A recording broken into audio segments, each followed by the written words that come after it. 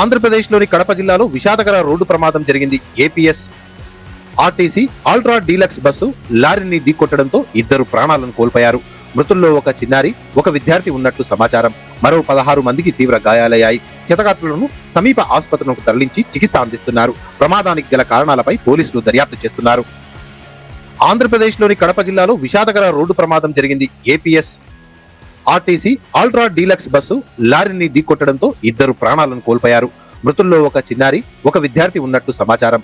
మరో 16 మందికి తీవ్ర గాయాలయ్యాయి. క్షతగాత్రులను సమీప ఆసుపత్రులకు తరలించి చికిత్స అందిస్తున్నారు. ప్రమాదానికి గల కారణాలపై పోలీసులు దర్యాప్తు చేస్తున్నారు.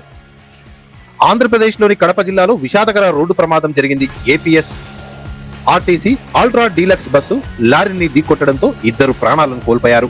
మృతుల్లో ఒక చిన్నారి, ఒక విద్యార్థి ఉన్నట్లు సమాచారం. మరో 16 మందికి తీవ్ర గాయాలయ్యాయి. క్షతగాత్రులను సమీప ఆసుపత్రులకు తరలించి చికిత్స అందిస్తున్నారు. ప్రమాదానికి గల కారణాలపై పోలీసులు దర్యాప్తు చేస్తున్నారు.